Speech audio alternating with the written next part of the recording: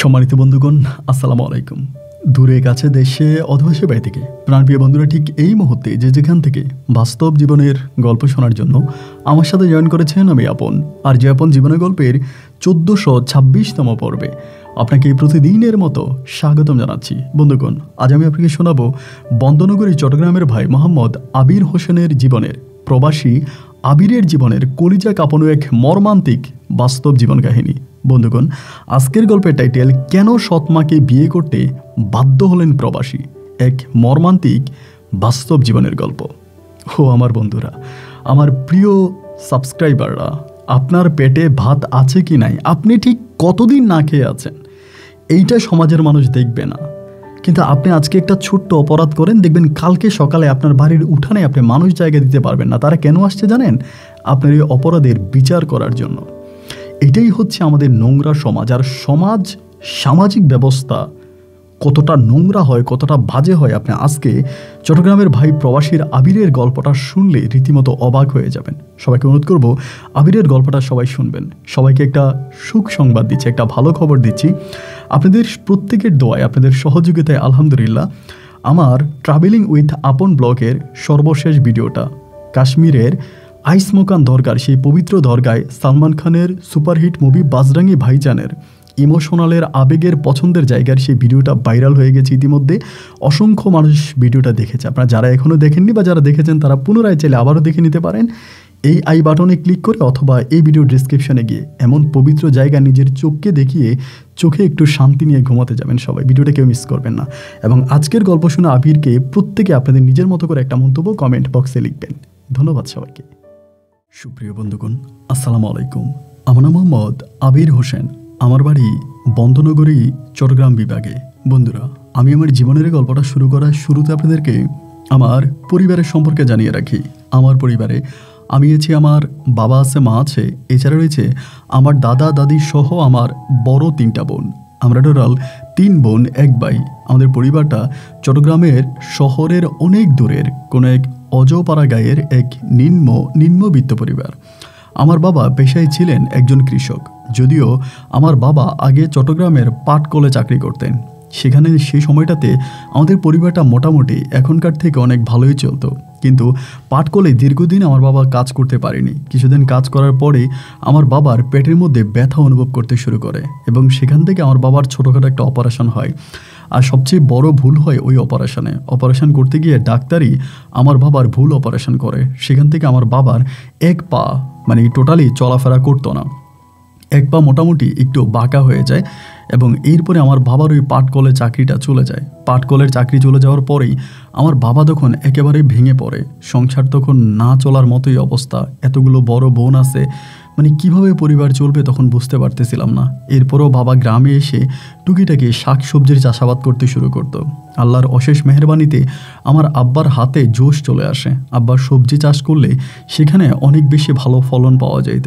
একটা সময় আমাদের অভাবটা মোটামুটি কেটে যায় আব্বার ওই সবজি চাষের কাছাকাছিতে।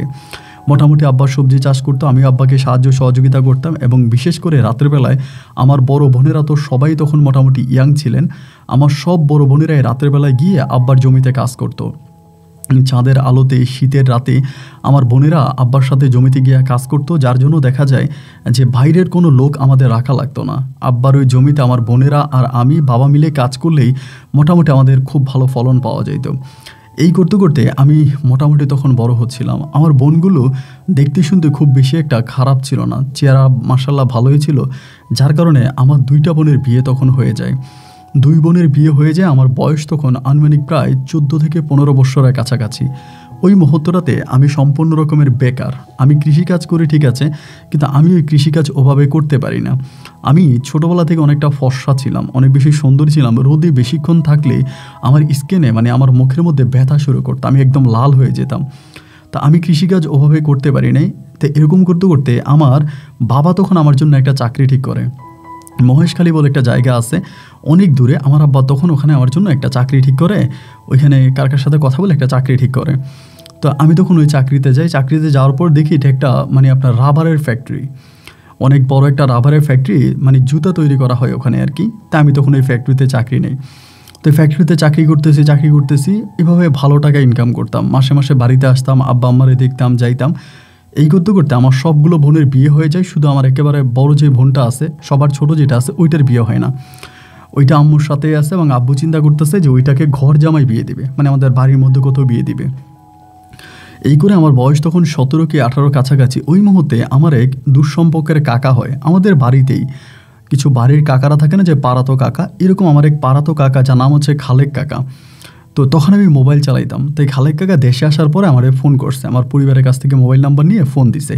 তখনই আপনার বাটন সিস্টেম মোবাইলগুলো ছিল। তো এই ফোন দেওয়ার পর আমার বলে যে আবির তুই কই? আমি বললাম যে আমি তো অমুক জায়গায় চাকরি করি চট্টগ্রামের। তো এটা বলার পরে উনি বলতেছে যে আমি তোরে দেখতে আসবো, তুই কোথায় চাকরি করিস আমি দেখবো। উনি আবার বিদেশে থাকতো, মানে দুবাইতে থাকতো আর কি, দুবাই চাকরি করতো। তাই আমি বললাম যে ঠিক আছে কাকা, আসেন, আমাদের এদিকে অনেক সুন্দর সুন্দর জায়গা আছে, আপনি তো বহু বছর পরে বিদেশ থেকে আসছেন, মন টন হয়তো খারাপ হয়ে আছে, বিয়ে শাদিও করেন নাই, আমাদের এদিকে আসেন, জায়গাটাগুলো অনেক সুন্দর আছে, আমি আপনাকে দেখাবো। এটা বলার প্রায় আপনার পরের দিনে কাকা তখন আমার সাথে দেখা করার জন্য আমাদের ওই শহরে আছে, মানে শহরের মধ্যে আসে। আসার পরে আমার কাকা তখন আসছে, রাত হয়ে গেল, রাতে আমাদের সাথে ঘুমাইছে। আমরা আরও 2 জন ছিলাম, ফ্যাক্টরিতে কাজ করতাম 2 জন, আর আমার কাকা একসাথে আমরা তখন রাতে ঘুমাই। সকালবেলা আমি কাকারে বললাম যে কাকা একটা কাজ করেন, আপনি এদিক সেদিক একটু ঘোরাঘুরি করেন। উনি বলে না আমি ঘুরবো না, আমি তোর ফ্যাক্টরিটা দেখবো। তুই কোন ফ্যাক্টরিতে চাকরি করিস? গ্রামের সবাই বলে তুই নাকি অনেক ভালো টাকা বেতন পাস, অনেক ভালো চাকরি, অনেক ভালো বেতন, তাই কেমন ভালো চাকরি এটা আমি একটু দেখবো। তাই আমি তখন বললাম যে কাকা এই মানে আপনি দেখবেন, এটা তো একটা জুতার ফ্যাক্টরি, রাবারের ফ্যাক্টরি, তো এখানে তো প্রচুর গন্ধ, আপনি তো সহ্য করতে পারবেন, আপনি বিদেশি মানুষ।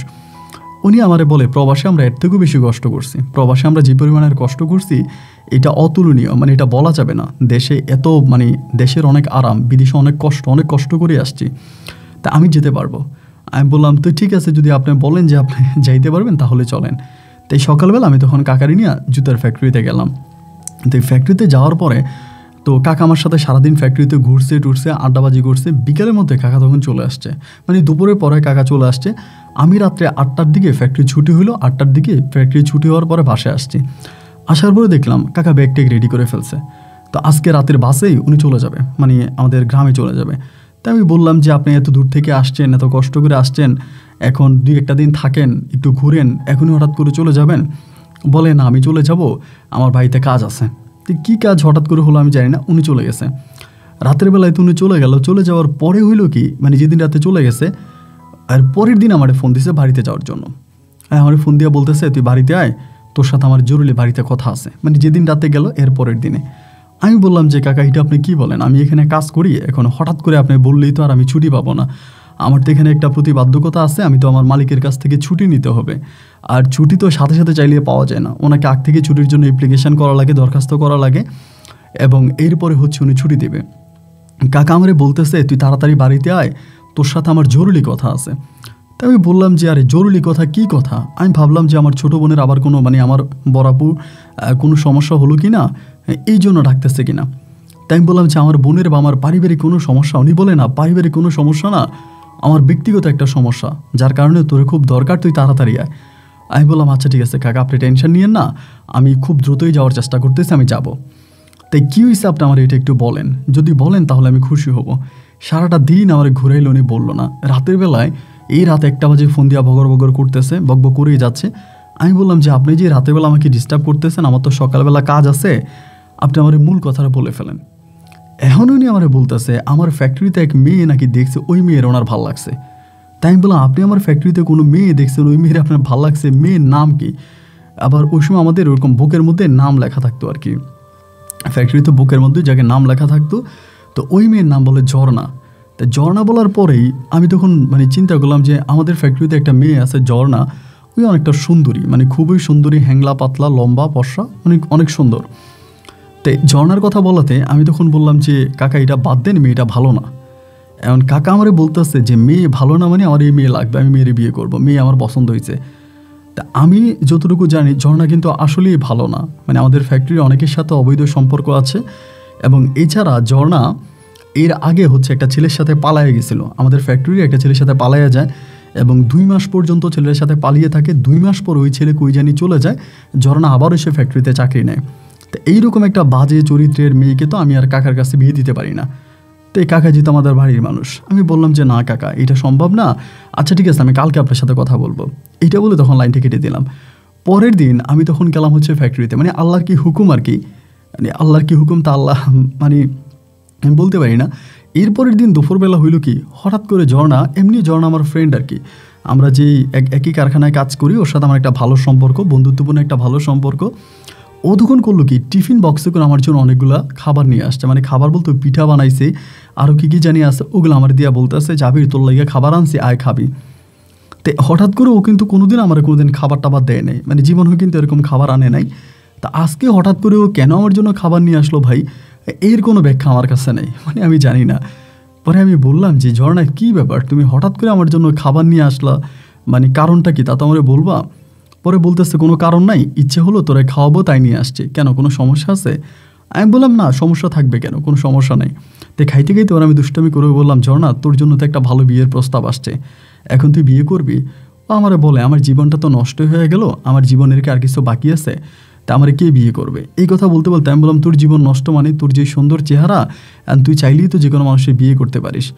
আমারে বলে বিয়ে কি করব, বিয়ে করার ইচ্ছা নাই। তাই আমি বললাম যে ঝর্ণা কী হয়েছে, এরকম মন খারাপ করতেছিস কেন? ও বলে না না এমনিতেই। তাই আমি বললাম দেখ আমার এক কাকা যে কালকে আসছিল ফ্যাক্টরিতে, তোর যে দেখছিল, আমার এই কাকা তোরে পছন্দ করছে, আমারে ফোন দিয়া বলতেছে তোরে বিয়ে করবে, তুই কি বিয়ে করবি? ও তখন হাইসা হাইসা বলতেছে দূর ও ছাই বাদ দিত না, আমি এরকম বিয়ে শাদী করবো না, আমার এখন বিয়ে শাদী করার ইচ্ছা নাই। আমি বললাম যে আরে বোকা, এই লোকটা ভালো আছে, বিদেশে থাকে, দুবাইয়ে থাকে, তুই যদি বলিস তাহলে আমি ওনার সাথে কথা বলবো, এমনিই বলতেছে ওরে। ওই যে ওর খাবারগুলো খাইতেছে, একটা গ্রামের বাসায় কথা আছে না যে যার নুন খান তার গুণগান, তা ওর ওই খাবারগুলো খাইতে খাইতে ওর প্রতি আমার এক ধরনের মায়া কাজ করতে শুরু করেছে। ওই সেই মায়া থেকে আমি তখন তার এই কথাগুলো বললাম।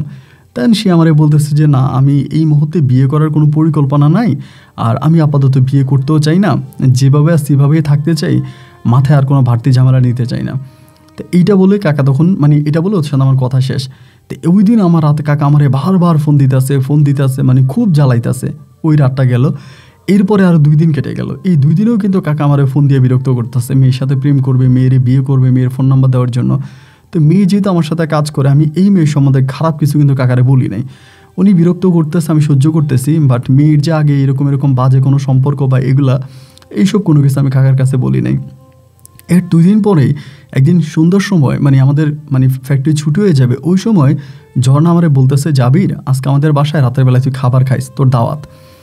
তো আমি বললাম কেন? বলে আমার আম্মা আসছে গ্রাম থেকে, ওরা আবার 3টা না 4টা মেয়ে একসাথে থাকে, ওর মা নাকি আসছে। পরে আমি বললাম যে আচ্ছা ঠিক আছে সমস্যা নাই আমি যাবনি। তো এই রাতের বেলায় করলাম কি, গোসল টোসল করে ফ্রেশ হয়ে, গরমকাল ছিল তখন, একটা গেঞ্জি আর লুঙ্গি পরে, ওদের বাসা অবশ্যই দূরে না, আমার বাসা থেকে প্রায় আপনার কাছাকাছি হবে। তো ওদের বাসার মধ্যে গেলাম, যাওয়ার পরে দেখলাম ওর মা আসছে। ওর মা আবার খুবই পর্দা করা একজন মহিলা, অনেক সুন্দর। তো ওর মা আবার গ্রাম থেকে হাঁসের মাংস এইটা সেটা নিয়ে আসছে, ওই আমারে দিল, আমি খাইলাম। খাওয়ার পরে ওর মা আমারে বলতেছে যে বাবা তোমার নাম কি আবির? আমি বললাম জি আমার নাম আবির। বলে তোমার সাথে আমার একটু কথা আছে। তো এই ঝর্ণা তখন বলতেছে এই আমার আম্মার সাথে তোর কোনো কথা নাই, তুই যা। তাই ওর মা বলতেছে যে না তুমি আমার সাথে একটু রুমে আসো, আমি তোমার সাথে একটু একা একা কথা বলবো। তো এরপরে একটু রুমের ভিতরে ঢুকলাম, ঢোকার পর উনি দরজা আটকায় দিয়ে বলে বাবা আমার মেয়ে আমার একটা কথা বললো, এটা কি সত্যি? আমি বললাম যে সত্যি, মানে দরজা লাগাই দিছে, এখন কি বলবে না বলবে তা তো আর বুঝি না। আমি বললাম ঠিক আছে বলেন আপনি কি বলবেন, কোনটা? পরে বলে তোমার এক নাকি কোন দুঃসম্পর্কের কাকা আছে, ওই কাকা নাকি তোমাদের ওই ফ্যাক্টরিতে এসে আমার মেয়েটারে পছন্দ করছে, এইটা কি বাজান সত্যি? পরে উনি যেহেতু আমার মায়ের বয়সে একটা মানুষ, আমি বললাম হ্যাঁ এটা তো সত্যি, এমন আমার কাকা তোরে পছন্দ করছে, এখন আপনার মেয়ে তো বিয়ে বসতে রাজি নেই। এই কথা বলাতেই এই মহিলা তখনই আমার হাত ধরে ফেলে এবং হাত ধরে কান্না করতে শুরু করে। কান্না করে বলে বাজান রে, আমার মেয়েটার বাবা মারা গেছে, বহু বছর হয়েছে, আমি এই অসহায় মেয়েটারে নিয়ে বহু দুঃখে কষ্টে দিন কাটাইতে আছি। ওর বাবাও নাই, ওর বাপের বাড়িতে আমরা থাকি না, আমি আমার ভাইদের কাছে থাকি। আমার ভাইরা আমার খুব নির্যাতন, মানে অসম্মান অপদস্থ করে ওকে নিয়ে, মানে ওর কারণে আমি আমার ভাইদের ঘরেও শান্তি নেই। আমার ভাইরা আমার সাথে খারাপ ব্যবহার করে, দুর্ব্যবহার করে, ওর চরিত্র নিয়ে বিভিন্ন বাজে কথাবার্তা বলে, এবং আমার গ্রামে ওর বহু বাজে বদনাম হয়ে গেছে, ওরে আমি কোথাও বিয়ে দিতে পারবো না। আর সবচেয়ে বড় কথা হচ্ছে বাজান আমার তো বয়স হয়েছে, আমি তো মারা যাব, এখন আমি যদি মারা যাই তাহলে আমার মেয়েটার কি হবে? আমি তোমার হাত ধরে অনুরোধ করে বলতেছি বাবা, যদি সত্যি তোমার কাকা আমার মেয়েটারে পছন্দ করে তাহলে আর তোমার কাকার কাছে আমার মেয়েটারে বিয়ে দেওয়ার একটা ব্যবস্থা করো। তো এই মহিলার কথাগুলো শুনেই না আমার মায়ের কথা তখন খুব মনে পড়ে গেল। আমার মাও তো আমার এই বোনগুলারে নিয়ে কতই না কষ্ট করছে। আমার বোনগুলারে বিয়ে দেওয়ার জন্য, বোনগুলার একটা ভালো কাপড় কিনে দেওয়ার জন্য, একটা ভালো জুতা কিনে দেওয়ার জন্য কত কষ্টই না আমার মা করলো। তখন আমি চিন্তা করলাম যে হাইরে, আমার মাও তো এরকম কষ্ট করছে আমার বোনগুলারে নিয়ে। এই মহিলাটা আজকে আমার কাছে এরকম কাকুতি মিনতি করতেছে, অনুরোধ করতেছে তার মেয়েটার জন্য। তাই ঠিক আছে, আমি আমার মনটা তখন একদম গলে গেছে ভাই, একদম মনটা তখন আপনাকে কি বলবো, মনের ভিতরে তখন আর কিছু নাই, মনটা তখন পরিষ্কার।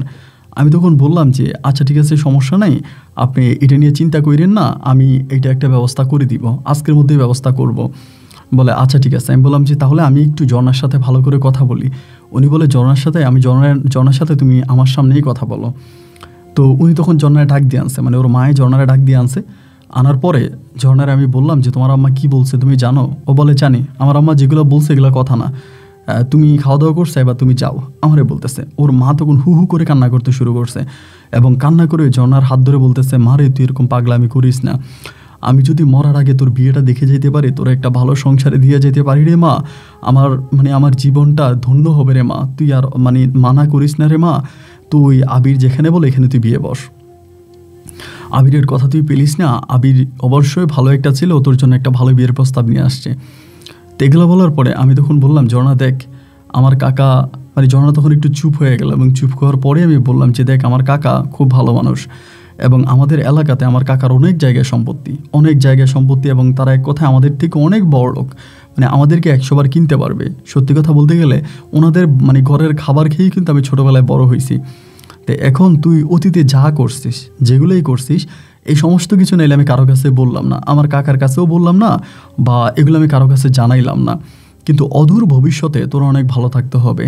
অদূর ভবিষ্যতে এমন কোনো কাজ করা যাবে না যে কাজের কারণে আমি আমার কাকার কাছে ছোট হয়ে যাব, বা কাকা আমার এইরকম চিন্তা করবে যে আমি তার একটা বাজে মেয়ে এনে দিছি। এবং তোমার মায়ের দিকে তাকায় তোমার আম্মুর সাথে কথা বললা আমার নিজেরই চোখে পানি চলে আসছে। তোমার আম্মা অনেক ভালো মনের একটা মানুষ, আমি তোমার আম্মার জন্য এই কাজটা করব, কিন্তু আমার অনুরোধ হচ্ছে কাকা যাতে কোনো দিনও তোমার মাঝে এমন কিছু না পায় যেটা পেয়ে কাকা আমাকে খারাপ মনে করে।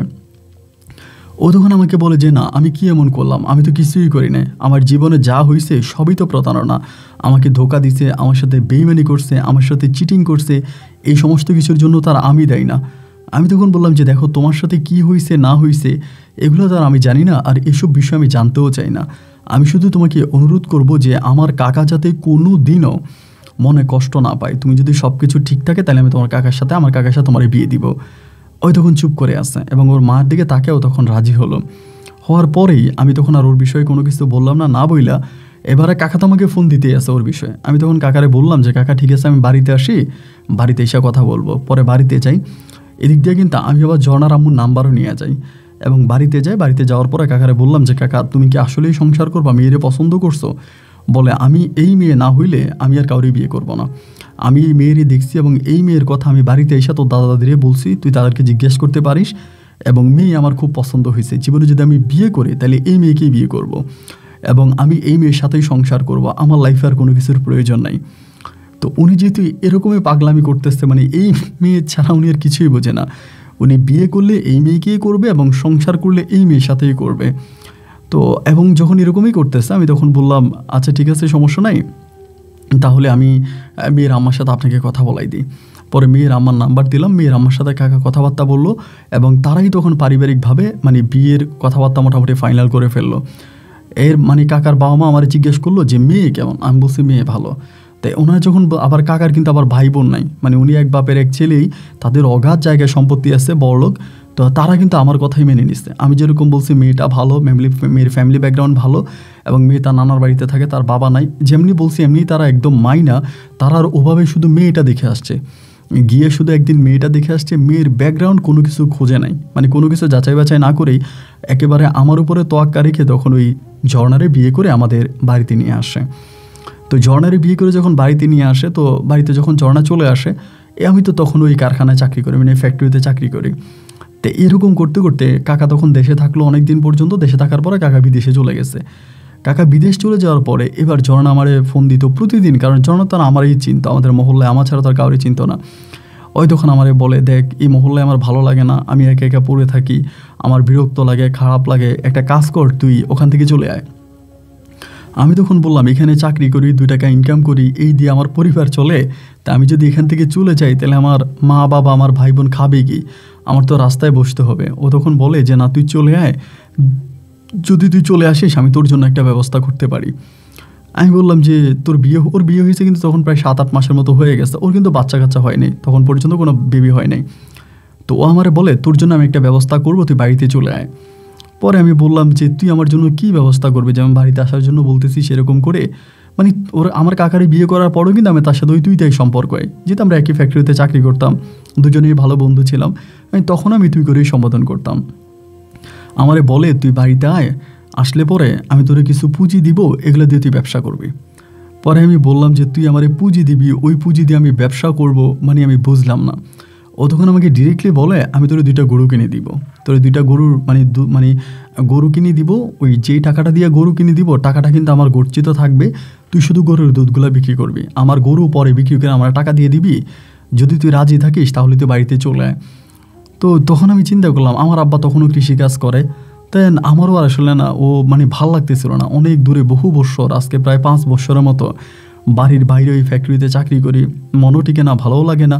তো হঠাৎ করে ও যখন আমার বললো যে ও আমার 2টা গরু কেনার টাকা দিবে, তখন আমি মানে আমার ভিতরটা কেমন যেন একটা মোচড় দিয়ে উঠছে যে ঠিক আছে। তারপরও আমি ওর জিজ্ঞেস করলাম যে আমি যে 2টা গরু কিনবো, এই 2টা গরু কিনতে তো অনেক টাকা লাগবে, এই টাকা তুই কই পেয়েছিস? ও আমার বলে কিছু টাকা আমার স্বামী আমাকে দিছে, আমার স্বামীর জমানো টাকা, আর কিছু টাকা আমার আম্মার মানে আমার বিয়ের জন্য আম্মা রাখছে, তো আমার বিয়েতে তো অত ভালো করে অনুষ্ঠান করা হয়নি, তো এই কারণে আমার আম্মারও কিছু টাকা আমার কাছে আছে, ওই টাকাটা তোরে দিব। তো যেহেতু এরকম করেই বললো যে ওর মায়ের গচ্ছিত কিছু টাকা আমাকে দিবে বা এরকম করে যখন বলছে, তখন আমি মোটামুটি রাজি হয়েছি যে আচ্ছা ঠিক আছে যা, তুই যেতে এটা বলিস তাহলে আমি রাজি আছি।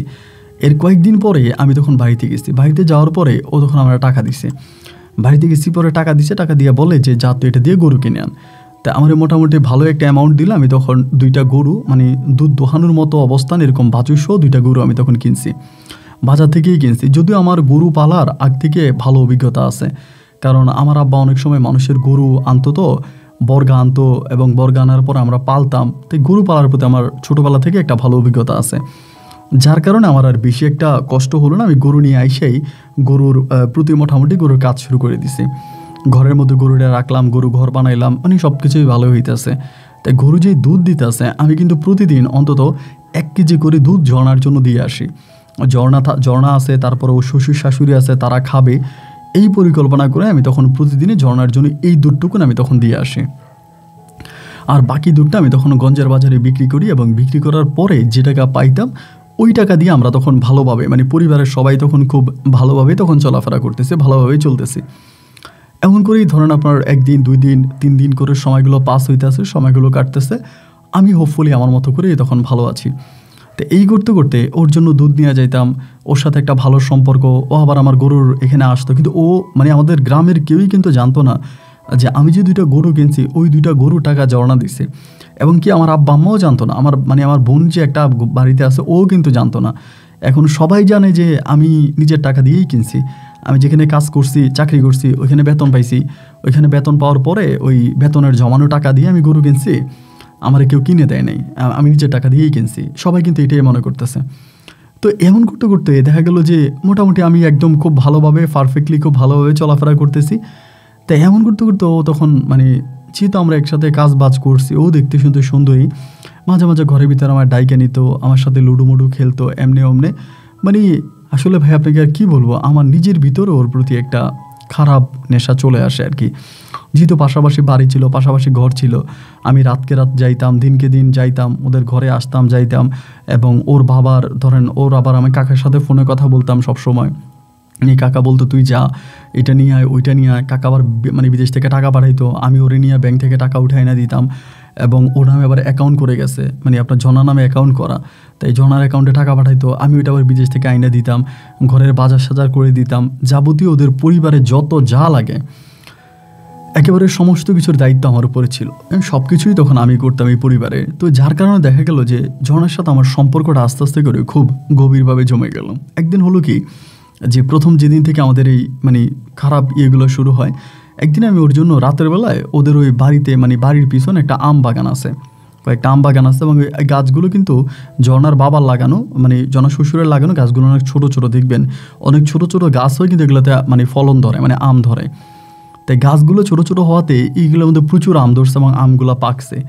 তা ও আমারে বলতেছে কি, ওর শ্বশুর আর কি, মানে আমার ওই খালেক কাকার বাপে আমারে বলতেছে, জাবির একটা কাজ কর, আজকে রাতে তুই আমার বাগানটা একটু পাহারা দে, কারণ বাগানে তো প্রচুর পরিমাণের আম আছে। তো বললো যে সকালবেলা ব্যাপারী আসবে, ব্যাপারী এসে আমগুলো নিয়ে যাবে।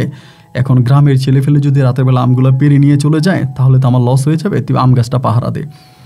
তা ওর শ্বশুর আমার এটা বললো। তো ওদের আম বাগানটা কিন্তু আবার বাড়ির পিছনে, মানে ওদের সামনে ঘরটা, বাড়ির পিছনে আম বাগান, আবার আম বাগানের চারপাশটাতে কিন্তু আবার ওয়াল করা, মানে ওদের বাড়ির বাউন্ডারিটা খুব বিশাল একটা বাউন্ডারি, পিছনে আবার ওয়াল করা ছিল। তো এবার হলো কি, ও আমারে বলতেছে যে আমি তখন ওই কী করলাম, রাতের বেলায় ওদের আম বাগান পাহারা দেওয়ার জন্য গেলাম। আনুমানিক আপনার 12টা কি 1টার মতো বাজে, ওই সময় তখন ঘর থেকে বেরিয়ে চলে আসছে। আসার পরে আমি তখন বললাম যে এত রাতের বেলায় তুই কেন আসলি? ও বলে, তুই একা একা আম বাগান পাহারা দেস, আমার তো ভয় লাগে, তোর আবার কিছু হয়ে যায় কিনা। আমি বলি, আমার গ্রাম, আমার বাড়ি, আমার ভয় লাগার কী আছে? তো এইরকম করে ও তখন ওই যে বাউন্ডারির ভিতরে ওই দিনে ধরেন আমাদের মাঝে এক ধরনের একটা মানে অনৈতিক সম্পর্ক হয়ে যায়। তো এইটা হয়ে যাওয়ার পর থেকে প্রায় প্রতিনিয়ত, মানে এরপরে প্রতিনিয়ত এই ধরনের সম্পর্কটা হতো। তো কাকা কিন্তু আমার অনেক বিশ্বাস করতো, মানে কাকার সারা দুনিয়া একদিকে, আমি একদিকে, মানে আমার কথার বাইরে কাকা কিছুই বলতো না।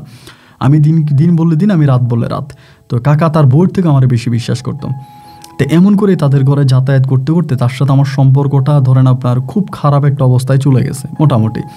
এবং হয়ে যাওয়ার পরে একটা পর্যায়ে ও আমারে ডিরেক্টলি বলতেছে যে ও আমার কাকার সংসার করবে না। আমারে বলতেছে যে আমি তোমার কাকার সংসার করব না, তুমি আমারে বিয়ে দিছো বা আমি বিয়ে করছি সবই ঠিক আছে, কিন্তু এই লোক আসলে একটা হিজড়া, ওই একটা হিজড়া, আসলে এটা তো সম্ভব না, তো আমি ওর সংসার করতে পারবো না, আমি মানে ওকে ছেড়ে দিব, আমি ওরে ছেড়ে দিব, আমি তোমার বিয়ে করব। তখন আমি বললাম যে সম্পর্কে তুমি হও আমার কাকি, সম্পর্কে তুমি হও আমার কাকি, তাই এটা কীভাবে সম্ভব? এটা কি গ্রামের মানুষ মানবে না সমাজের মানুষ মানবে? এটা তো গ্রাম সমাজ কেউই মানবে না। এবং না না না, আস্তাগফিরুল্লাহ, নাউজুবিল্লাহ, এটা আমার পক্ষে সম্ভব না, এটা আমি করতে পারবো না। ও তখন আমারে বলতেছে, কেন করতে পারবা না, মানে কি সমস্যা? আমি বললাম, সমস্যা একটাই, সমস্যা হচ্ছে যে আমি আপাতত মানে এটা করতে পারবো না। আর আরেকটা কথা হচ্ছে যে আমি তো এই সম্পর্ক করে তোমার সাথে এইভাবে করি নাই, আমি তোমারে মানে তুমি কাকা বিদেশ থাকে ওই হিসেবে তোমার সাথে খারাপ সম্পর্ক হয়েছে, কিন্তু তার মানে এমন না যে আমি তোমাকে বিয়ে করার এগ্রিমেন্ট করছি বা বিয়ে করার মানে তখন আমি বিয়ের কথা বলছি। ও আমারে বলে, বিয়ের কথা বলো নাই তো তাতে কী হয়েছে, আমি কি দেখতে শুনতে খারাপ, অ্যান্ড তুমি আমারে বিয়ে করো, মানে মোটামুটি আমাকে বিয়ের জন্য একটা ভালোই চাপ দিছে। তো চাপ দেওয়ার পর আমি তখন তারা বললাম, ঝর্ণা দেখো, তুমি আমার 2টা গরু কিনে দিছো, অ্যান্ড 2টা গরু নিয়ে আমি চলি, তা আমি যদি তোমার কাকার ঘর থেকে বিয়ে করে নিয়ে আসি, এই গ্রামে তো আমি থাকতে পারবো না, অবশ্যই তোমাকে ছেড়ে আমার গ্রাম থেকে চলে যেতে হবে। তো এখন গ্রাম থেকে আমি তোমার নিয়ে কই যাব? আর কাকার হাত যত লম্বা, আমি বাংলাদেশের যেই প্রান্তেই যাই কাকা আমারে আইনা 2 টুকরা করে ফেলবে, মানে আমাকে মেরে ফেলবে, আমাদের এটা সম্ভব না। তা এগুলো বলে শুলে ধরুন ওরা আমি বুঝাইতে আসি, কিন্তু ও কিন্তু বুঝের মেয়ে না, আমি যদি বুঝাইতেছি তো আমার বুঝগুলো নিচ্ছে না। একটা পর্যায়ে ও হঠাৎ করে এক আইডিয়া বের করে আনছে, মানে বের করে আমার বলতেছে, জাবির একটা কাজ করো, তোমার যে 2টা গরু আছে 2টা গরু বিক্রি করে ফেলো। আমি বললাম, 2টা গরু বিক্রি করে ফেলবো তো তারপর? ও বলে, গরুগুলো বিক্রি করো আর আমি তোমার আরও কিছু টাকা দিব, এই টাকাগুলো দিয়ে তুমি বিদেশ চলে যাও। আমারে বলে, আমি বললাম, তো বিদেশ চলে যাব, বিদেশ চলে যাওয়ার পরে? ও বলে, বিদেশ চলে যাওয়ার পরে হয় তুমি আমাকে বিদেশে নিয়ে যাবা, আর যদি বিদেশে আমাকে নিতে না পারো তাহলে চট্টগ্রাম থেকে অনেক দূরে কোথাও তুমি একটা জায়গা কিনবা, জায়গা কিনে ওইখানে বাড়ি বানাইবা, তুমি আর আমি একসাথে থাকবো। তাই আমি তখন ওরে বললাম যে তুমি এইসব মানে নেগেটিভ বুদ্ধি কেন বাহির করো? তোমার জামাই খালেক কাকা, তার এত বিশাল জায়গা সম্পত্তি, উনি এত টাকা পয়সার মালিক, তার এত বাগান, এত কিছু, তো এইরকম একটা লোক, এত বড় লোক একটা লোক, তো এটা তো আসলে মানে আমার দ্বারাই তো মানে আমার তো মনে হচ্ছে যে এটা তুমি অন্যায় করতেছো, এটা তুমি অপরাধ করতেছো, এবং অ্যাকচুয়ালি এটা তোমার করা ঠিক হচ্ছে না।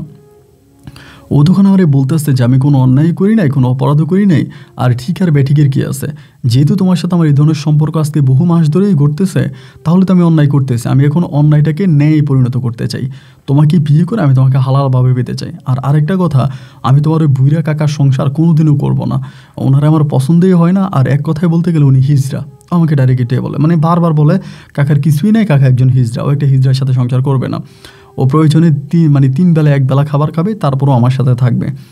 তো দেখলাম যে আর কোনোভাবে ওরা আমি মানাইতে পারি না, এবং ও একটা সময় আমাকে থ্রেট দিতে শুরু করে যে তুমি যদি আমার বিয়ে না করো তাহলে আমি সবার কাছে বলবো তোমার সাথে আমার অবৈধ সম্পর্ক আছে, আর আমার গরু আমি নিয়ে যাব, মানে এরকম করে আগে আমি থ্রেট দেয় আমার গরু আমি নিয়ে যাব। তো তখন তো ধরেন এই 2টা গরুর উপরে আমি পুরোপুরি ডিপেন্ড, 2টা গরু দুধ দিত, এই দুধ বিক্রি করতাম, এবং মানে মোটামুটি গরুগুলো বড় হবে, মানে আরও হবে, আমি তো মানে আমার ওই কৃষিকাজ টাজ আর গরু ছাড়াও আমার মোটামুটি ওর টাকায় আমি চলতাম, মাসে মাসে আমাকে টাকা দিত, মাসে মাসে টাকা দিত, ওর টাকায় আমি পরিপূর্ণভাবে চলতাম।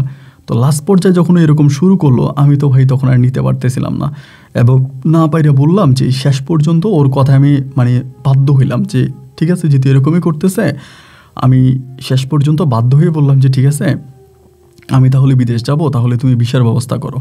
ও আমাকে বলে টাকা আমি দিব, যত টাকা লাগে টাকার ব্যবস্থা আমি করব, টাকা আমি দেবো, কিন্তু ভিসা তুমি দেখো কোথায় ভালো ভিসা পাওয়া যায় এবং কোন দেশের ভালো ভিসা পাওয়া যায়।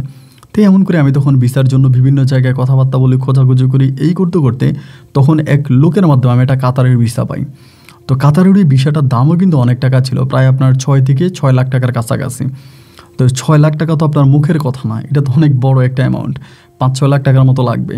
তো ও তখন আমার বলতেছে যে 5-6 লাখ টাকা আমি ম্যানেজ করব, এই টাকার যোগান আমি দিব, তুমি মানে ভিসার জন্য কথা বলো, পাসপোর্ট বানাও এবং ভিসার জন্য কথা বলো। ও যখন আমাকে এই সাহসটা দিল আমি তখন দালালের সাথে কথা বলতে শুরু করলাম যে ঠিক আছে আমি যাব, আপনার টাকা আমি দিব। পরে দালালের সাথে কথাবার্তা বলতেছি, এবং কথাবার্তা বলতে একটা পর্যায়ে দালাল তখন বলল যে ঠিক আছে, দালাল তখন আমার প্রস্তাব মেনে নিল যে ওকে ফাইন।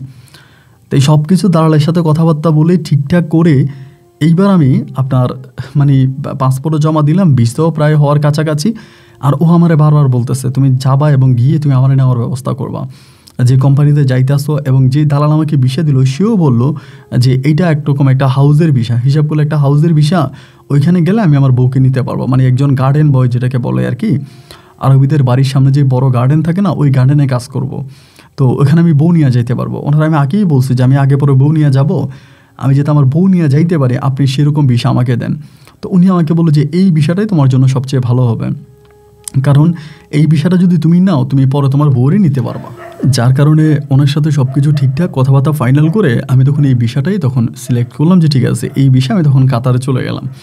তো কাতারে যাইতেছি, এতে গরু বিক্রি করে ফেলছি, গরু ঘর বিক্রি করছি, মোটামুটি আমার কাছে ক্যাশ ক্যাপাবিলিটি যা ছিল সবই আমি বিক্রি করলাম, নিজে টাকা জমাইলাম, এবং আমাকে হচ্ছে ঝরনা টাকা দিল, ফুললি ঝরনা টাকা দিল। এবং এই টাকাগুলো নিয়েই এবার আমার উদ্দেশ্য যে আমি বিদেশে মাটিতে চলে যাব এবং ওখানে গিয়েই মানে কিছু একটা হবে।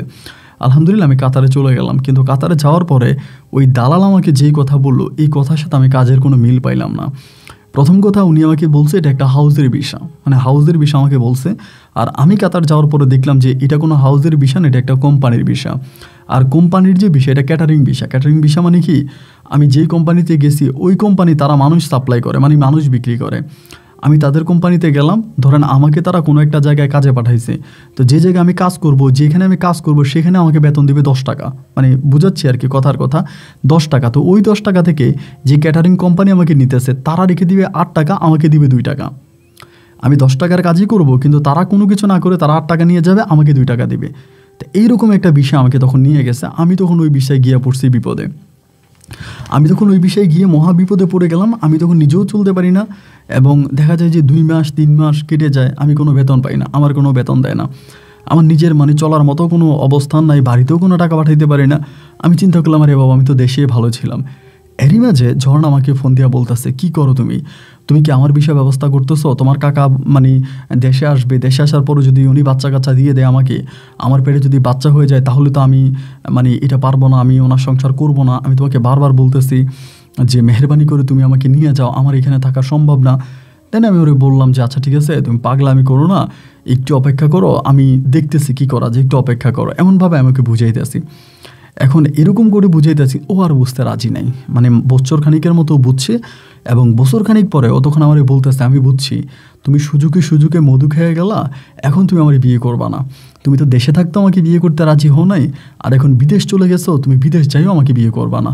তার মানে তুমি এখন একটা নতুন পলিসি শুরু করছো যে ওই দেশের অবস্থা ভালো না, ওই দেশের অবস্থা খারাপ, তোমার কাছে টাকা নাই, তুমি মেন কথা হচ্ছে তুমি আমাকে নিবা না। আমি তখন তারে বললাম আরে বোকা তুমি এগুলো কী বলতেছো, মানে বলতেছো কি করতেছো কি, এই সমস্ত কথার বা কাজের কোনো মিল কি তোমার আছে, তুমি কি পাগল হয়ে গেলা? ও আমারে বলে, পাগল হওয়ার কি আছে, আমি তো সবই বুঝি, আমি কি ছোট বাচ্চা, আমি কি বুঝি না, আমি সবই বুঝি, তুমি ওইখানে আমাকে ইচ্ছা করে নিবা না, কারণ আমাকে নিলেও তোমার বিয়ে করা লাগবে, তুমি তো আর আমাকে বিয়ে করতে চাও না। আমি ওরে বুঝাইতেছি, ঝর্ণা আমি তোমারে ভালোবাসি, আমি তোমারে পছন্দ করি, আমি অবশ্যই তোমারে নিয়ে আসবো, তুমি আমার একটু কথা শোনো, পাগলামি করো না, অনেক ধৈর্য ধরছো, আরেকটু ধৈর্য ধরো, আমি হয়তো কোথাও জায়গা কিনবো, নাইলে আমি তোমারে নিয়ে যাবো। এখন ও আমারে তখন বলতেছে যে ঠিক আছে, তাহলে আমার কাছ থেকে তুমি যেই টাকা নিয়ে গেছো বিদেশে যাওয়ার সময়, আমার টাকা আমারে ফিরিয়ে দাও, মানে আমার টাকা আমারে দিয়ে দাও। এখন আমার কথা হচ্ছে, ভাই আমি ওর টাকা ওরে কেমনি ফিরিয়ে দিব বলেন? কারণ আমি যেই পরিমাণে টাকা ইনকাম করি, যেই টাকা আমি ইনকাম করি, তা সেই টাকা তো আমি ওরে ফিরিয়ে দিতে পারবো না, কারণ ওই টাকা দিয়ে আমি নিজেই কাতারে চলতে পারি না, নিজেই খাইতে পারি না, পরিবারের জন্য 2টা টাকা পাঠাইতে পারি না, তো সেই জায়গায় আমি ওরে টাকাটা কেমনি ফিরিয়ে দিব? আমি ওরে বলতেছি যে ঝর্ণা তুমি একটু ধৈর্য ধরো, আমি তোমার টাকা দিয়ে দিব, আমি তোমার টাকাও মাইরা খাবো না, আমি কারো টাকায় মাইরা খাবো না, তুমি একটু ধৈর্য ধরো। না, ও আর কোনো কথা শুনতেই রাজি নেই। ওর কথাই একটা, যে আমি আর তোমার কোনো কথাই শুনতে চাই না, আমি তোমার কোনো কথাই রাখতে চাই না, এখন কথা একটাই, তুমি আমার টাকা ফিরিয়ে দিবা, আমার টাকা ফিরিয়ে দাও, আমার আর কোনো কিছু মানে বলার প্রয়োজন, আমি আর কিছু বলতে চাই না।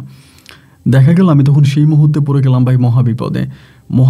আমি ওরে বুঝাইতেই পারি না, এবং শেষ পর্যন্ত আমাকে থ্রেট দিতে থাকে, মানে আমাকে হুমকি দিয়ে থাকে, তুমি আমার কাছ থেকে বিদেশ যাওয়ার সময় টাকা নিছো, আমি গরু কিনছো, গরু বিক্রি করছো, আমি এগুলো সব গ্রামবাসীকে জানাবো, আমি গ্রামের লোকজনকে জানাবো, গ্রামের সবাইকে আমি ডাকবো, ডাইকা বলবো যে তুমি আমার সাথে এরকমভাবে আমার সাথে চিটিং করছো, আমাকে ধোকা দিছো। তখন আমি বললাম যে দেখো, আমি তোমাকে ধোকা দিই নাই, আমি তোমাকে এক বিন্দু পরিমাণের জন্য ধোকা দিই নাই, তুমি একটু বোঝার চেষ্টা করো। না, ওর কথাই একটা, যে তুমি আমাকে ধোকা দিছো, আমি গ্রামের লোকজনকে জানাবো। আমি তখন এইভাবেই পড়ে আছি, ও যদি গ্রামের লোকজনকে জানায় তাহলে তো ভাই আমার কিছু করার নাই, কারণ আমি কি করব, আমার যেই মানে আমার কাতারের যে মানে বর্তমান অবস্থাটা, এটা আমি ওরা বুঝাইতে পারি না, কোনোভাবেই ওরে বুঝাইতে পারি না। আমি বললাম যে আমার এখানে আরও লোকজন আছে, চট্টগ্রামের আরও লোকেরা আমার কোম্পানিতে কাজ করে, তুমি তাদের সাথে কথা বলো, এবং তাদেরকে জিজ্ঞেস করেছে আমি কি সত্য বলতেছি না মিথ্যা বলতেছি। ও আমাকে একটা কথাই বলে, আমি জানি তুমি মিথ্যা বলতেছো, এখন তুমি আমাকে বিয়ে করা লাগবে, এবং বিয়ে করার জন্য তুমি আমাকে নিয়ে যাইবে না, তাহলে তুমি কাতার থেকে চলে আসো। লাস্ট পর্যায়ে বলতেছে যে ঠিক আছে, যদি এরকমই হয়ে থাকে, তুমি ওখানে কামাই হয় না, রুজি হয় না, মাসে শেষে তোমার বেতন দেয় না, তাই ওখানে থাকার দরকার কি, তুমি দেশে চলে আসো, আমরা দেশে সংসার করব।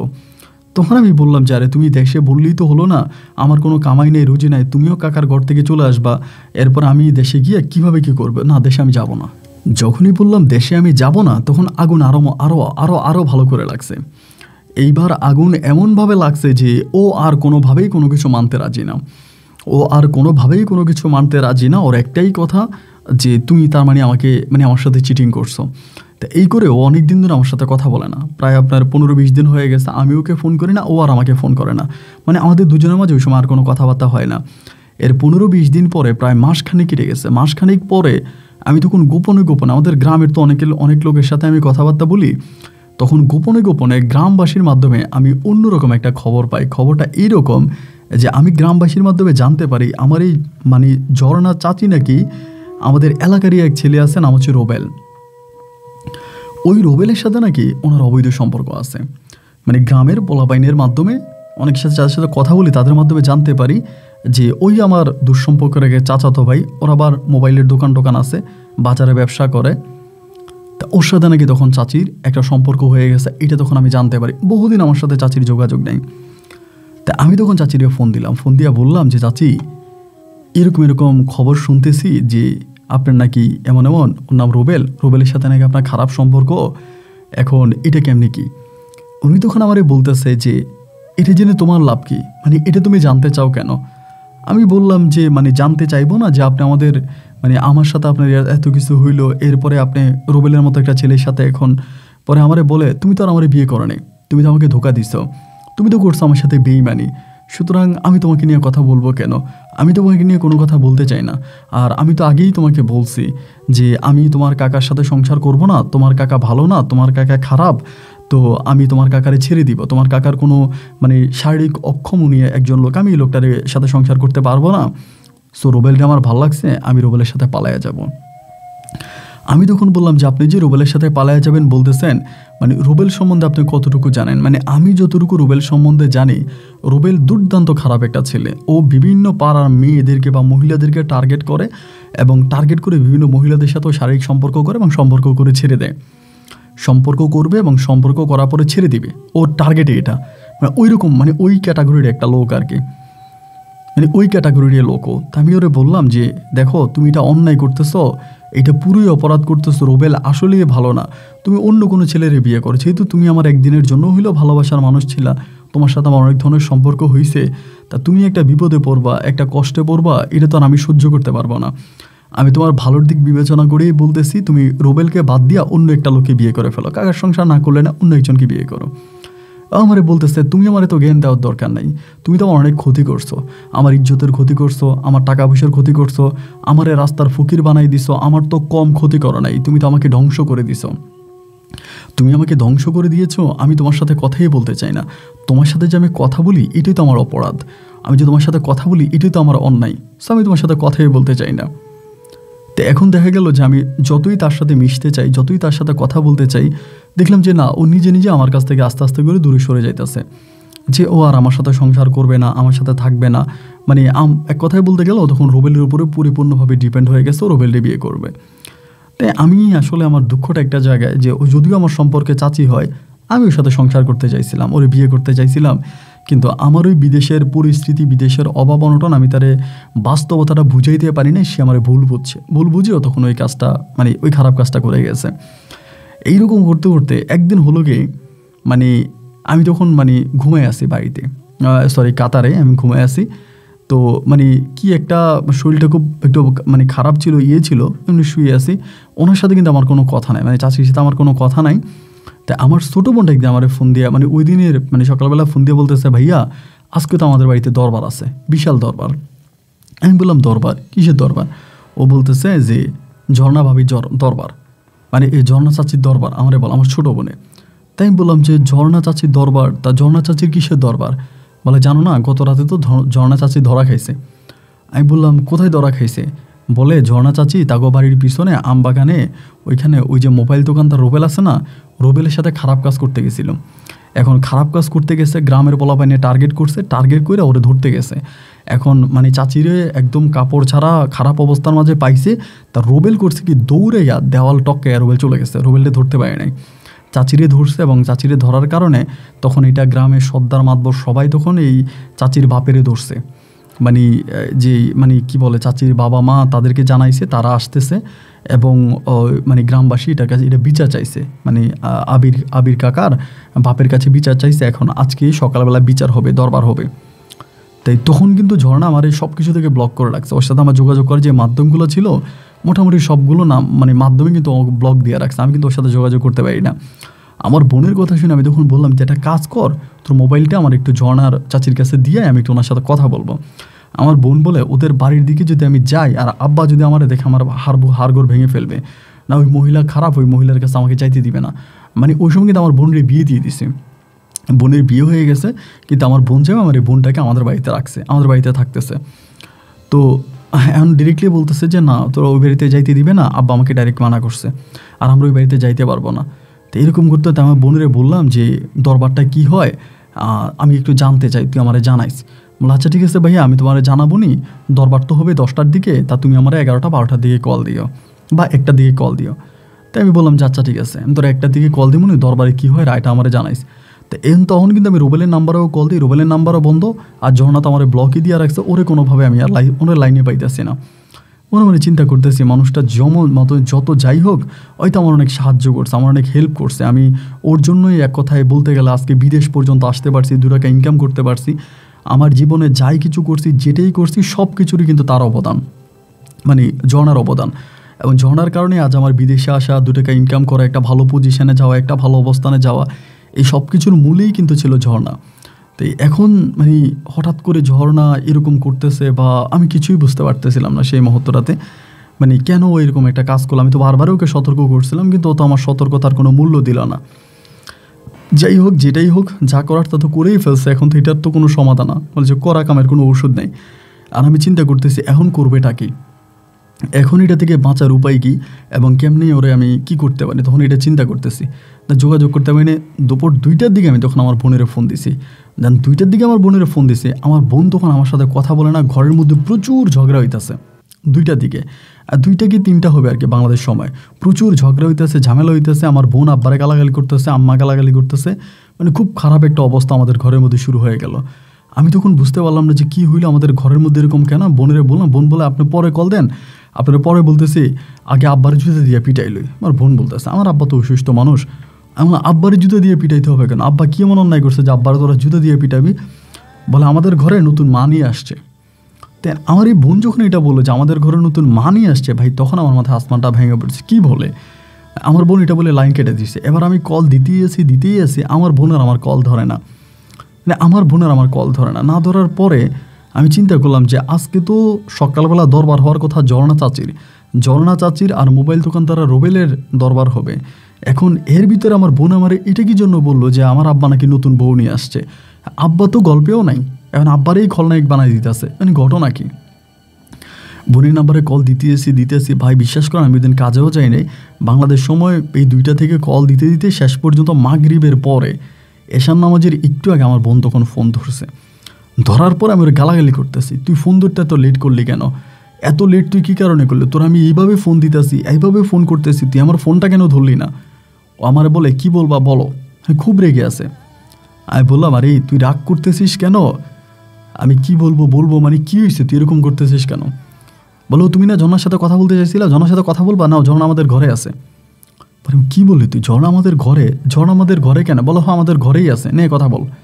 আমার বোন খুব রেগে আছে, মানে পর্যাপ্ত রেগে আছে। তা আমি তো ও ফোন দিছে, আমি তখন বললাম যে না আমি ওনার সাথে এখন কথা বলবো না, আমি তোর সাথে কথা বলি, এবং ধমক দিয়ে বললাম পাগলামি করিস না, কী হয়েছে আমারে বল। পরে বলে কী আর হবে, ঝর্ণা চাচির আব্বা বিয়ে করে নিয়ে আসছে। আমি বললাম নাউজুবিল্লাহ, এটা তুই কী বলস? ঝর্ণা চাচির আব্বা বিয়ে করবে কেমনি কী হয়েছে? আমার বোন বলতেছে আমরা তো দরবারে যাইতে পারি নাই, গুড়ি বৃষ্টি পড়তেছিল, তা দরবারটা স্কুলের মাঠে হওয়ার কথা ছিল, ওইখানে না হইয়া চেয়ারম্যানের বাড়িতে হয়েছে। চেয়ারম্যানের বাড়িতে সবাই গেছে, আমি যাই নাই, মাও যাই নাই। তো সেখানে কাকার সাথে ফোনে কথাবার্তা বলা হয়েছে, মানে আপনার খালেক কাকার সাথে। খালেক কাকা তখন সবার কাছে বলছে তার বউ সে ছাড়বে না, যত যাই হোক তার বউ খারাপই করুক, যেটাই করুক, মানে তার বউর সে ছাড়বে না, তার বউর সাথে সে সংসার করবে। বউ খারাপ করুক যাই করুক তার কোনো সমস্যা নেই, সে বউ নিয়ে সংসার করবে। তো এখন গ্রামবাসী বলতেছে যেহেতু অন্য একটা ছেলের সাথেও ধরা খাইছে বিবস্ত্র অবস্থায়, তাই তার মানে এমন বউ নিয়ে তো সংসার করা যাবে না। তখন হুজুরে জিজ্ঞেস করলো যে হুজুর কী করা যায়, ছেলে তো সংসার করতে চায়। হুজুর বলল এরকম একটা কাজ করার পরে বা এরকম একটা ঘটনা হয়ে যাওয়ার পরে, আবার এখানে আরেকটা কথা আমি বলতে ভুলে গেছিলাম, কাকা কিন্তু রাগ করে নাকি চাচিরে তালাকও দিয়ে দিছে। মানে মোবাইল ফোনে মানে কাকি কথা বলতেছে, মানে কাকির বাবা ফোন, মানে এই কী বলে এই খালেক কাকার বাবা মানে আমার দাদা ফোন ধরে লাউড স্পিকার দিয়ে বলতেছে তোর বউ এগুলো করছে। কাকা নাকি রাগ করে বলতেছে আমি তার 3 তালাক দিলাম, আমি তার 3 তালাক দিয়ে 1 তালাক 2 তালাক 3 তালাক, আপনি লাউড স্পিকার দেন, আমি সবারই শোনে তালাক দিয়ে দিচ্ছে। কাকা কিন্তু সকালে তালাক দিয়ে দিছে। এটাও কিন্তু আমার বোন আমার বলছে, আমি বলতে ভুলে গেছিলাম। তো এরপরে আমার বোন বলতেছে যে এইভাবে তা কাকা তালাক দিয়ে দিছে, দিয়ে দেওয়ার পরে এখন কাকা বলে আবার সংসার করবে। এখন তো একে তো কাকি একটা খারাপ কাজ করছে, অন্য লোকের সাথে ধরা গেছে, তার উপরে কাকা আবার তালাক দিয়ে দিছে। তখন হুজুরে জিজ্ঞাসা করা হয়েছে যে হুজুর আপনি তো আছেন এখানে, এখন আপনি একটা ফয়সালা দেন, আপনি যেহেতু ধর্মীয় মানুষ এবং আপনি মসজিদের ইমাম, আপনি একটা ফয়সালা দেন যে ছেলে যেহেতু এখন সংসার করতে চায় কী করা যায়। হুজুর নাকি তখন বলেছে তাহলে যদি ছেলে সংসারই করতে চায়, ছেলে তো একবার তালাক দিয়ে দিছে, এবং তালাক দেওয়া বউরে যদি সে আবার বিয়ে করতে হয় তাহলে তার হিল্লা বিয়ে দেওয়া লাগবে, হিল্লা বিয়ে দিতে হবে বউরে, অন্য কোথাও হিল্লা বিয়ে দিবে, এবং সেই পুরুষ যদি বউটাকে আবার ছেড়ে দেয়, মানে ঝর্ণাকে যদি আবার ছেড়ে দেয়, এরপরে আবার খালেক তারে বিয়ে করতে পারবে। তো এখন কাকাও নাকি তখন লাইনে ছিল, এবং লাইনে থাকার পরে তখন সবাই মিলে বলতেছে যে হিল্লা বিয়ে কার কাছে দিবে, চাচি তো দেখতে সুন্দরী, অনেক সুন্দর মহিলা, এখন কারো কাছে বিয়ে দিলে যদি সে যদি আবার মানে না ছাড়লো, হিল্লা বিয়ে তো আবার এরকম হয় যে বিয়ের পরে আর বউরে ছাড়ে না, তালাক দেয় না বা ছেড়ে দেয় না। কাকা মানে মূলত যদি যার কাছে বিয়ে দিবে সে ছেড়ে দিলেই না পরে খালেক কাকা আবার বিয়ে করতে পারবে, কিন্তু সেই লোক যদি না ছাড়লো, তো এবার খালেক কাকাই নাকি ওখানে প্রস্তাব করলো যে আপনারা একটা কাজ করেন, আপনারা আবিরের বাপের কাছে বিয়ে দেন, মানে আমার আব্বার কাছে। মানে খালেক কাকার হিসাব নাকি হয়েছিল এইটা যে আমার আব্বা যেহেতু পঙ্গু মানুষ এবং আমার সাথে কাকার একটা ভালো সম্পর্ক আছে, আমি বিদেশ যাওয়ার পরও কাকা আমার সাথে কথাবার্তা বলতো, আমার সাথে যেহেতু কাকার ভালো সম্পর্ক, তাইলে এই বিশ্বাস করে কাকা তখন বললো যে একটা কাজ করেন, আবিরের বাপের কাছে বিয়ে দেন। এখন গ্রামের সবাই এক কথায় রাজি হয়ে গেল যে ঠিক আছে, তাহলে আবিরের বাবা যেহেতু অসুস্থ মানুষ এবং উনি নামাজ কালাম পড়া একজন মানুষ, উনি খারাপ কিছু করবে না, একদিনের জন্য বিয়ে দেন, মেয়েটা ওই ঘরে থাকবে রাতে এবং সকালবেলা উনি ছেড়ে দিলে পরে আমরা আবারও খালেক দেশে আসবে, খালেকের কাছে বিয়ে দিয়ে দিব। খালেক কাকা নাকি দেশেও যাইতেছে, উনি নাকি ফ্লাইটে আছে, উনি দেশে আসতেছে। তো এই ঘটনা শেষ হওয়ার পরেও নাকি উনি ফ্লাইটে উঠছে, উনি এখন বিমানে আছে, উনি সকালবেলার মধ্যে দেশে চলে আসবে। আমার বোন বলতেছে, তা আমি বললাম তুই রাগারাগি করতেছিস কেন, এটা তো কোনো ঘটনাই না। আর আমার বোন বলতেছে যে আমরা কেমনে মুখ দেখাবো, গ্রামবাসী এখন সবাই বলবে আমার আব্বা 2 বিয়ে করছে, এখন এই মহিলারা আমাদের মা ডাকা লাগবে, উনি এখন আমাদের সৎ মা, আমরা কেমনে মুখ দেখাবো ওনারে, আমাদের ইজ্জত সম্মান কি কিছু থাকবে? এইটা আব্বা কী কারণে করলো? আব্বার বিয়ে কি একটা বারের জন্য বাধা দিল না? আমার আব্বা কেন এই কাজটা করলো? আমি আমার বোনরে বললাম যে দেখ বোন, পাগলামি করিস না, যা হবার তা হয়ে গেছে, এখন এটা নিয়ে পাগলামি করে তো আর লাভ নাই। আব্বা অন্যায় করুক, অপরাধ করুক, আব্বা যা করুক তা করছে, এখন সকালবেলা তা আব্বা এই মহিলারে ছেড়ে দিবে, তাতে আমাদের কোনো সমস্যা নাই। আমার বোন বলেন আব্বা করলো কেন? আমি বললাম দেখ তোরা পাগলামি করিস না, মাথা ঠান্ডা কর। আমার বোনের মোটামুটি আমি কথাবার্তা দিয়া বুঝ টুঝ দিয়া ঠান্ডা করাইলাম, এবং ঠান্ডা করার পরে আমি তখন নিজে নিজে চিন্তা করতেছিলাম আল্লাহ আমার আব্বা এটা করলো কি? কারণ তখন পর্যন্ত কিন্তু গ্রামের একটা কাক পক্ষীও জানতো না যে ঝর্ণার সাথে আমার একটা অবৈধ সম্পর্ক ছিল, বা ঝর্ণার টাকা আমি গরু কিনছি, দুধ বিক্রি করছি, এবং সবশেষ ঝর্ণার টাকা আমি কাতারে আসছি, এটা কিন্তু কেউই জানে না। মানে আমাদের গ্রামের কোনো মানুষই কিন্তু এই ঘটনাটা জানে না। এখন আমার আব্বা কী বুঝে এই কাজটা করে ফেললো। তো যাই হোক, আমি অপেক্ষা করতেছি এরপরের ঘটনা কী ঘটে আমি দেখবো। তখন কিন্তু আমি বিদেশে, আমি যেগুলো শুনতেছি এগুলো মোবাইল ফোন করতেছি দেশে, ফোনের মাধ্যমে খবরাখবরগুলো আমি পাচ্ছি যে এরকম এরকম হইতেছে, এরকম এরকম হইতেছে, ফোনের মাধ্যমে আমাকে জানাইতে আছে। যাই হোক, একটা পর্যায়ে তখন আমাকে দেশ থেকে ফোন দিয়ে জানানো হলো যে খালেক কাকা নাকি বাড়িতে চলে আসছে। খালেক কাকা বাড়িতে চলে আসছে এবং আমার আব্বাও তখন পারিবারিকভাবে এই ঝর্ণা চাচিরে তালাক দিয়ে দিচ্ছে। আমার আব্বা তালাক দিয়ে দিবে এবং খালেক কাকা আবার বিয়ে করবে, এটাই নাকি নিয়ম। বরাবরের মতো ওই দিনের মধ্যেই তখন খবর চলে আসছে, মানে ওই দিনের মধ্যেই তখন খবরাখবর জানাজানি হয়ে গেছে। খালেক কাকা তখন ছেড়ে দিছে, মানে খালেক কাকা দেশে আসছে, আমার আব্বা ছেড়ে দিছে, খালেক কাকা আবার বিয়ে করছে, বিয়ে করে ওনারা নিয়ে ঘরে গেছে। তো সারাদিনে যা যা ঘটলো, মানে এই 2-3 দিনে করে যা ঘটলো, আমার বোন আমার মা ভীষণ রকমের ক্লান্ত। তারা বলতেছে যে মেয়েও খারাপ এবং এইও খারাপ, খালেকও খারাপ, মেয়ে যেহেতু এরকম কাজ করেই ফেললো, খালেক আবার কেন তারে বিয়ে করে ঘরে নিয়ে গেল। খালেক কাকার কথা হচ্ছে মেয়ে সুন্দরী, উনি ছাড়বে না, উনি আবার ঘরে নিয়ে গেছে। আর আমার আব্বাও বা কেন হুট করে সবার সামনে হিল্লে বিয়ে করার জন্য রাজি হয়ে গেল। তো হিল্লে বিয়ে হয়েছে, কিন্তু মেয়ে সারা রাত আমার বোনের সাথেই বসেছিল, মানে ঝর্ণা আমার বোনের সাথেই বসেছিল। তো এই ঘটনাগুলো কেটে গেল, আমার আর ঝর্ণার সাথে কোনো যোগাযোগ নাই, কোনো কথাবার্তা নাই। আমি আমার মতো করে বিদেশের মাটিতে পড়ে আছে, আমার মতো করে আমি বিদেশ করতেছি, কোনো ঝায় ঝামেলা কোনো কিছুই নেই। এভাবে আরও 6 মাসের মতো কেটে গেল। এই 6 মাসের ভিতরে 4 মাস খালেক কাকা দেশে ছিল, 4 মাস পরে কাকা আবারও দুবাইতে চলে গেছে। তো এরপর থেকে কাকা কিন্তু লজ্জার আমার সাথে কথা বলে না, আর কাকা আমার উপরে রাগান্বিতও বটে। কেন রাগান্বিত আমি আপনাকে এটাও বলে রাখি।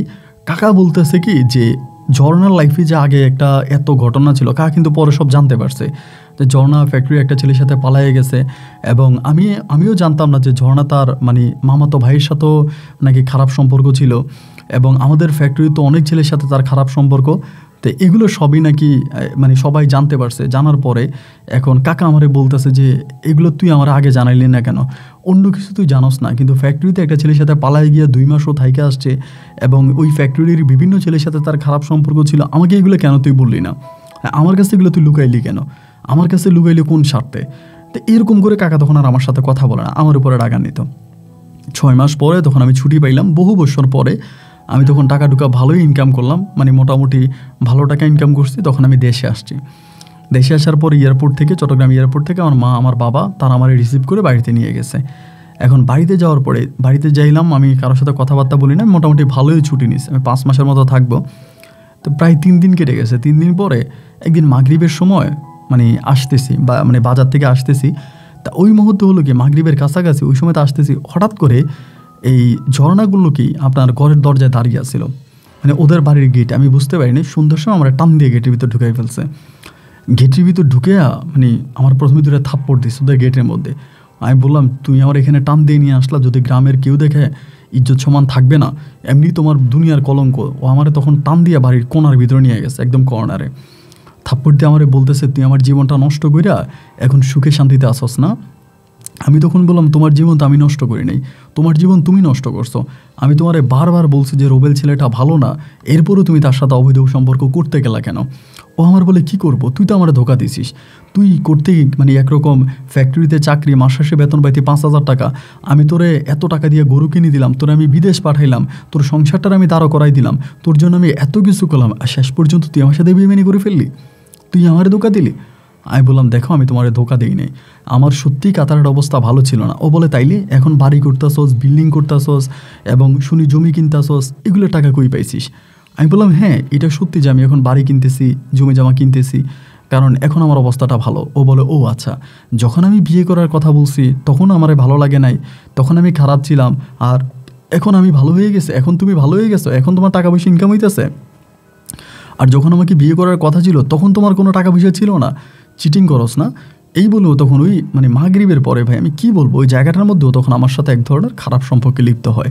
আমি ওকে বারবার বলি যে দেখো এটা অন্যায়, এটা অপরাধ, তুমি এগুলো আর করো না, এবার ভালো হয়ে যাও না। ওই জায়গার ভিতরে মাগরিবের পরে আপনার এই মানে বাড়ির বাউন্ডারির ভিতরে কি করবো তো মানে আমিও বহু বছর পরে বিদেশ থেকে আসছি, এবং এরপরে ভাই এই আমার রাতের বেলা কেমনে ওখান থেকে আমার ফোন নাম্বার নিয়ে যায়, আমার মোবাইল নাম্বার নিয়ে যায়, রাতে ফোন দেয়, আমাদের ঘরে আয়, আমাদের বাড়িতে আয়, মানে আমাকে বাধ্য করে।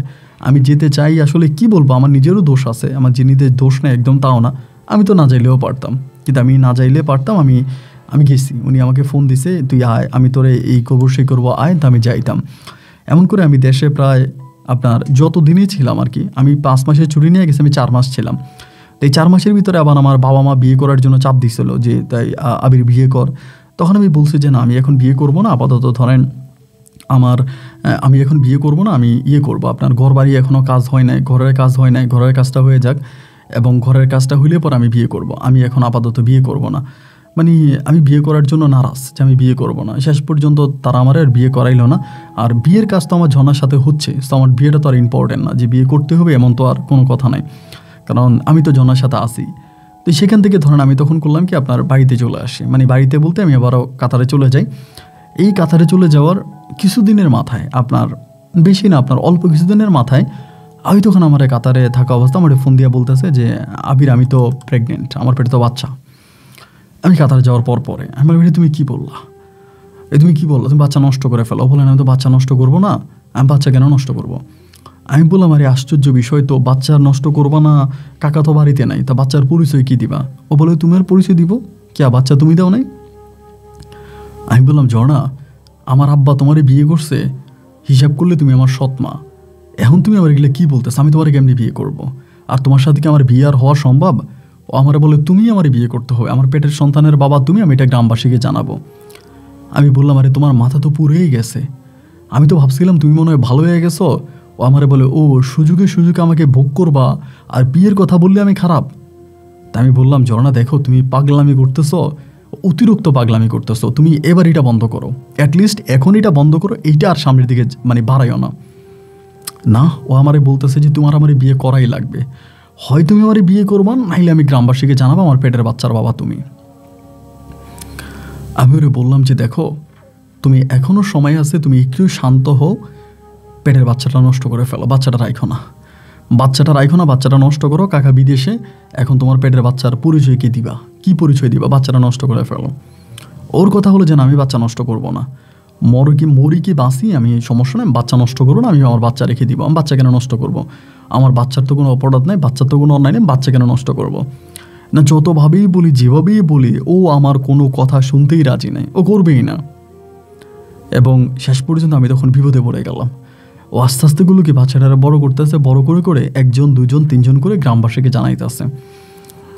এবং এর মধ্যে আমার বোন যেহেতু আমাদের বাড়িতে থাকতো, আমার বোন বিষয়টা জেনে গেছে। আমার বোন আমার ফোন দিয়ে বলতেছে ভাইয়া গ্রামের মধ্যে এরকম কথা মানে ছড়াছড়ি হইতেছে, এটা কি সত্য?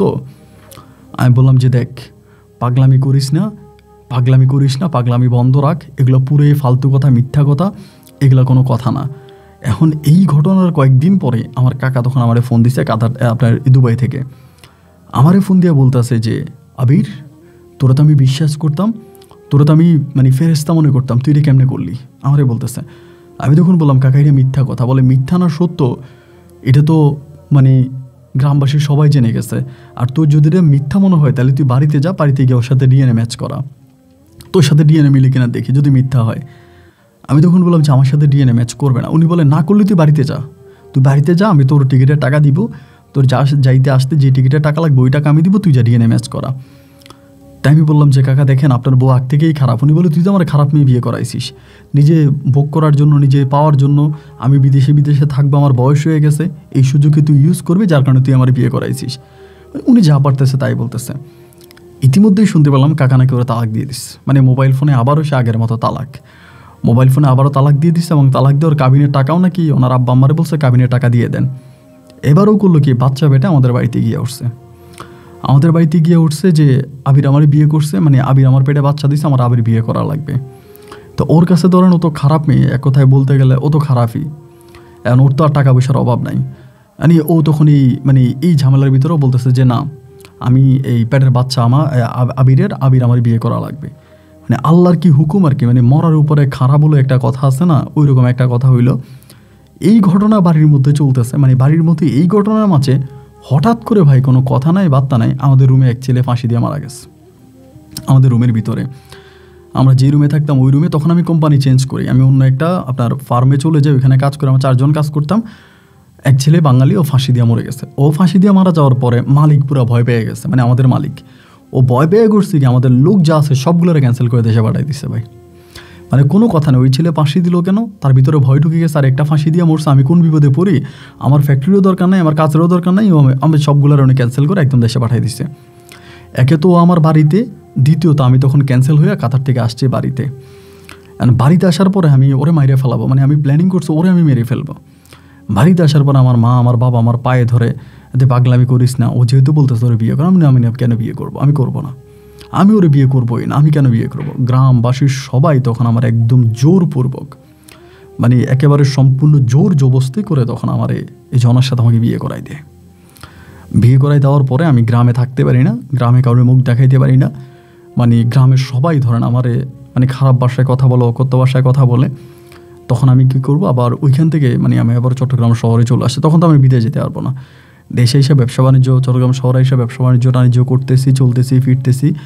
তা জনার সাথে আমি আর কথা বলি না। এই করতে করতে জনার ঘরে একটা ছেলে হয়, এবং ছেলে হওয়ার পর আমি ওর কাছে যাই না, মানে ওর সাথে আমি কথাই বলি না। এর কিছুদিন পরে এই মানে জন্মের সাথে কিন্তু আমার কোনো খারাপই নাই, কোনো কিছু নাই, ছেলেটা হয়েছে। ছেলেটার বয়স তখন প্রায় 1.5 বছর। 1.5 বছরের মাথায় এমনকি আমার আম্মার সাথে ঝগড়া করে, না আমার বোনের সাথে ঝগড়া করে, না আমার পরিবারের কারোর সাথে ঝগড়া করে হঠাৎ করে আপনার বিষ খেয়ে ফেলছে। ওই যে জমিতে দেওয়ার যে ওষুধ, ওই ওষুধ বিষ খেয়ে ফেলছে। এবং বিষ খাইয়া তো গ্রামবাসী ওরা খারাপ বলতেছে, আমার বাপ মায়ে খারাপ বলতেছে, বিষ খাইছে, বিষ খেয়েও মারা গেছে। তো ও মারা গেল। ও মারা যাওয়ার পরে আমি তখন আমার ছেলেটারে নিয়ে আসছি, আইনা চট্টগ্রাম শহরে আমার পরিবার আমাকে আরেকটা বিয়ে করায়। এই বউ নিয়ে এখন আমি, আমার এই বউর ঘরেও সন্তানাদি আছে, আমি আমার বাপ মাকে নিয়ে চট্টগ্রামে একটা ব্যবসা করতেছি। এই ব্যবসা মানে গার্মেন্টস লাইনে একটা ব্যবসা করি। এখন মোটামুটি আমি আলহামদুলিল্লাহ ভালো আছি। তো আমার জীবনে যে ঘটনাগুলো ঘটলো, আমি আপনার একজন ভক্ত, আপনার গল্প শুনি, তো আমি আপনাকে জানাইলাম যে ভাই আমার জীবনে এরকম এরকম ঘটনা ঘটছে। আমার গল্পটা যদি আপনি শেয়ার করেন তবে কিছু মানুষ হয়তো সতর্ক হবে, অনেকে হয়তো আমাকে খারাপ বলবে, গালি দিবে। তা আমি যদি অন্যায় করেও থাকি, আমার গল্পটা শুনে যাতে অন্যায়টা অন্যরা না করে, যার জন্য আপনি আমার গল্পটা রেকর্ড করবেন। আপনি ভালো থাকবেন, আপনার জন্য আমার দোয়া এবং ভালোবাসা। আসসালামু আলাইকুম।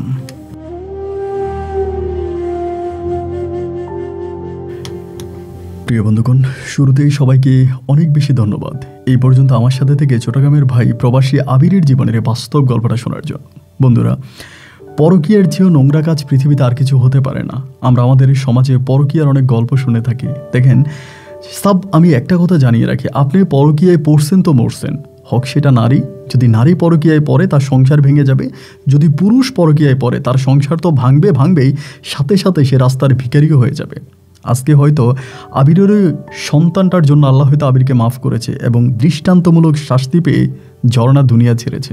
এই গল্প থেকে যদি আপনি সতর্ক না হন তবে আপনি আর ঠিক হবেন না। তাই সবাইকে অনুরোধ করবো গল্পটা তাদের সাথে শেয়ার করবেন যারা এখনও পরকীয়ায় লিপ্ত আছে। প্রিয় বন্ধুরা, আপনাদের দোয়ায় আলহামদুলিল্লাহ আমার এই পবিত্র জায়গা কাশ্মীরের আইসমকান দরগার সালমান খানের সেই ইমোশনাল আবেগের পছন্দের জায়গার সেই পবিত্র জায়গাটা, আমার ভিডিওটা খুব ভালো চলেছে, অনেকগুলো মানুষ দেখেছে। সবাইকে অনুরোধ করবো যারা দেখেছেন তারা চাইলে আবার দেখবেন, আর যারা দেখেননি তারা অবশ্যই এই আই বাটনে ক্লিক করে আপনারা আমার আইসমকান দরগার সেই পবিত্র সুন্দর জায়গাটা শেষ পর্যন্ত দেখবেন।